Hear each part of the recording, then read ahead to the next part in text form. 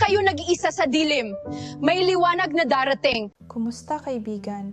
Welcome sa Dark Wind Drifter TV. Muli ang inyong lingkod si Ravenna.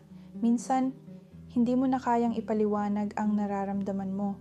Wala kang ganang bumangon, wala kang lakas makipag-usap, at kahit anong gawin mo, parang mabigat pa rin ang lahat. Ito ang depression. Hindi ito simpleng lungkot. Ito ay pakiramdam na wala ng pag-asa. Pero ito ang katotohanan. Hindi ibig sabihin na madilim ang nararamdaman mo, wala na ang Diyos. Minsan tahimik lang siya, pero hindi siya nawawala. Ano ang sinasabi ng salita ng Diyos?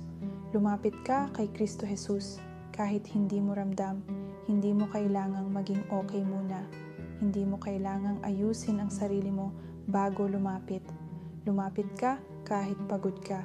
Lumapit ka kahit walang laman. Lumapit ka kahit wasak ka.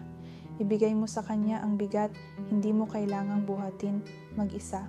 Maniwala kahit hindi mo nararamdaman, ang pananampalataya ay hindi base sa feelings, kundi sa katotohanan ng Diyos.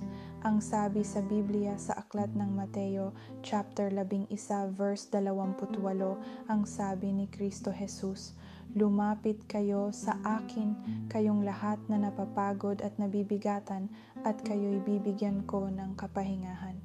Muli, sinasabi rin sa Aklat ng Awit, chapter 34, verse 18, "Malapit ang Panginoon sa mga may pusong wasak, inililigtas niya ang mga durog ang espiritu."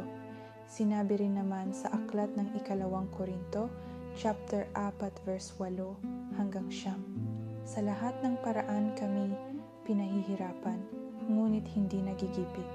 Nalilito, ngunit hindi nawawalan ng pag-asa."